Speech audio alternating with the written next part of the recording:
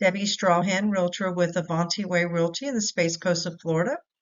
I wanted to take just a moment to highlight the housing stats for July of this year. There's a couple of things that we do, as alluded to in the email, and if this is the first time that you're seeing one of these reports, this one looks a little different than some. It's because I was trying to get things out to y'all a little bit sooner than we normally get them.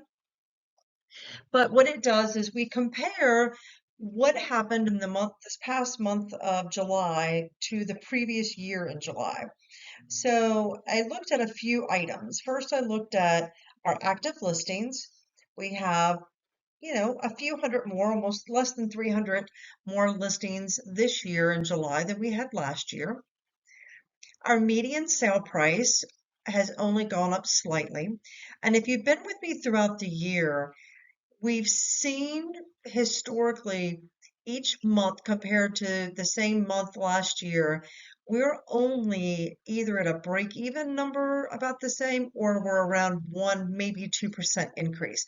But I think that was the prediction.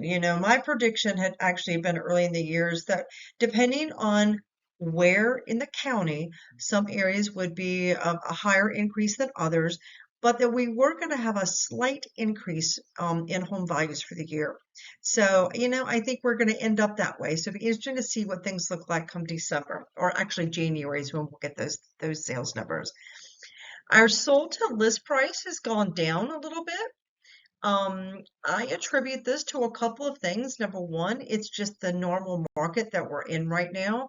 I believe that there are sellers that are still not understanding that we are not in 2021 or first part of 2022 market. So things are still being priced higher than what we would probably recommend them to be.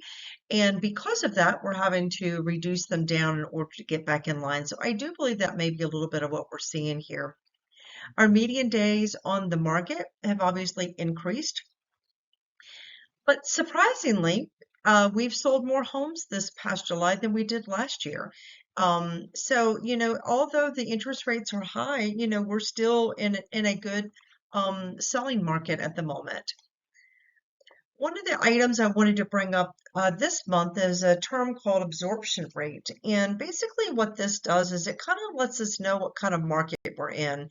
It's basically, the rising demand of homes and what that does to their price. I mean, it's a very simplified term, but basically what it means is we take whatever amount of homes that we closed in 1 month divided by the number of listings we have in that same month.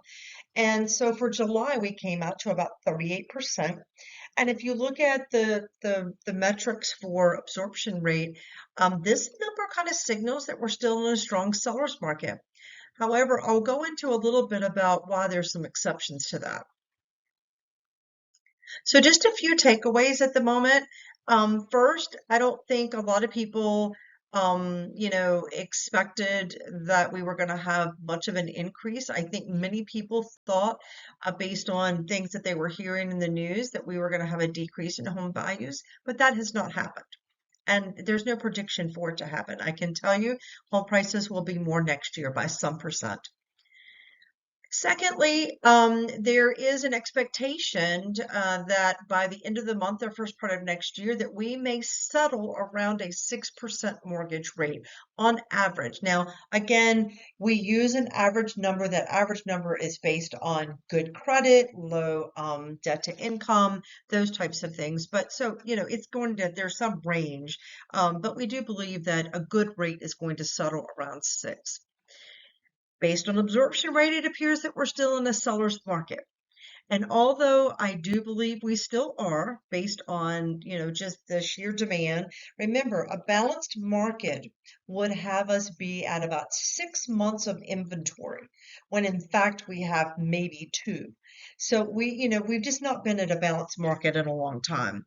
Although it still swings to the seller, I will say this. Buyers have more options, they're taking longer, and they have a higher expectation of what that home should look like based on what the price is. So the days of a seller just slapping a sign in the yard and putting any number they want on their house, are definitely gone. So that's why I say it's a seller's market, but with exceptions.